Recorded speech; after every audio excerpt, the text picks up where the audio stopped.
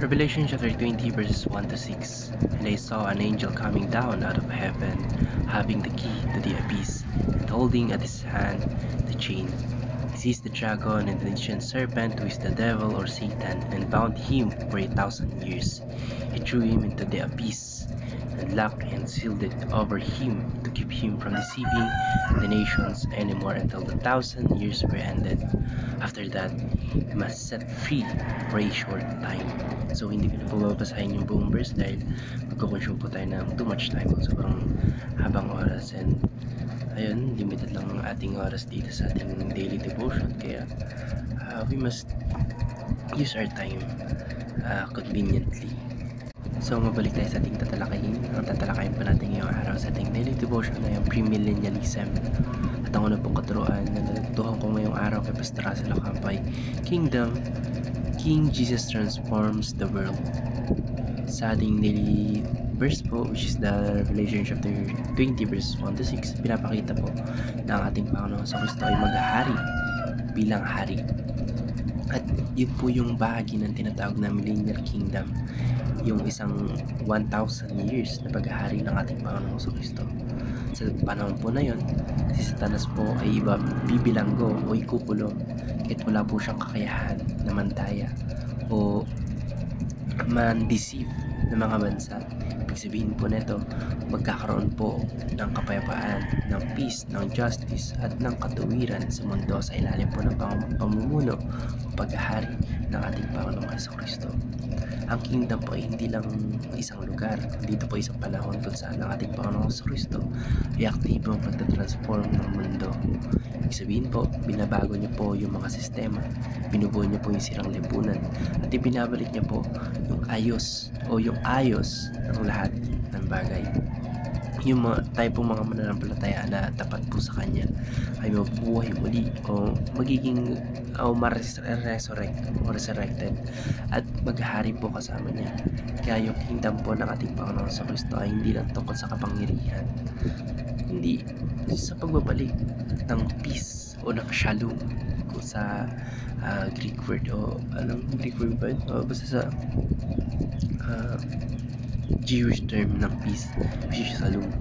Kaya sa pangkabuuan po, sa overall ay yun po yung dadalhin ng ating Panginoon sa Kristo, yung kapayapaan at kaayusan sa sanlibutan. At ang natutuhan ko naman po sa pangalawang katuruan ni Pastor Russell Ocampo ay Return, Jesus will come back in visible glory. Ang pagbabalik po ng ating Panginoon sa Kristo po ay ayon po sa Revelation chapter 19 at 20 ay hindi lihim o secret o tahimik, kundi malinaw po, makapangyarihan at visible o we can see it in our naked eye. Ibig sabihin po, makikita natin siya sa buong mundo o sa buong earth, sa lahat ng bansa, sa lahat ng country, sa lahat ng races. Ito po ay tinatawag ng second coming. Babalik po siya bilang hari ng mga hari at hukom ng buong sangkatauhan. Sa kanyang pagbabalik po, dudurugin niya po yung puwersa ng kasamaan o yung puwersa ng kalaban at lilinisan niya yung buong mundo sa kasalanan at sa rebellion. Yun po yung panahon kung kailan sisimulan ng ating Panginoong Kristo ang 1,000 years na paghahari.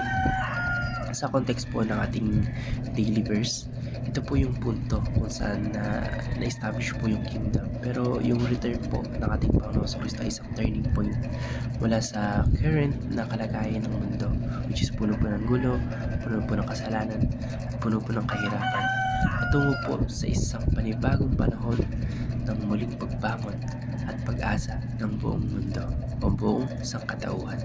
At ang natutuhan ko na po sa pangatlong katuruan ni Pastor Russell Ocampo ay New Earth, the world will be fully restored. Though hindi pa directly binabanggit sa Revelation chapter 1 verse 6 na ang New Earth ay bahagi ng mas malawak na kwenta ng Revelation, lalo na sa chapter 21 to 22.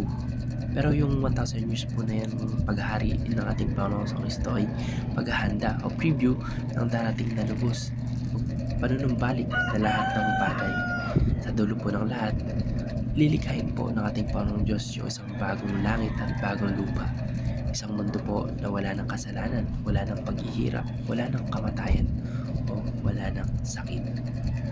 Yung New Earth po ay hindi lang langit sa ulap. Hindi lang ito yung langit sa ulap na nakikita ng ating mga mata.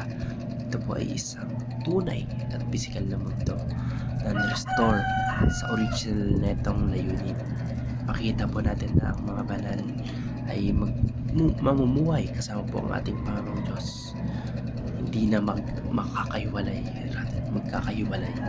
Yung sinasabi po dito nating banal ay yung mga mananampalataya na naging faithful, na naging masunurin sa kalooban ng ating Panginoong Diyos. Sa context po ng ating daily verse, ang New Earth po ay sumusunod pagkatapos ng final judgment na darating po pagkatapos ng 1,000 years. Pero yung 1,000 years po mismo, yun po yung bahagi ng process ng restoration. So sa madaling salita po, pinapakita po ng 1,000 years o ng millennium kung paano unti-unting binabalik ng ating Panginoon Diyos yung dating kabanalan po, yung dating disenyo o yung original design ng kanyang nilikha. So yun lang po. Maraming salamat and God bless. Amen.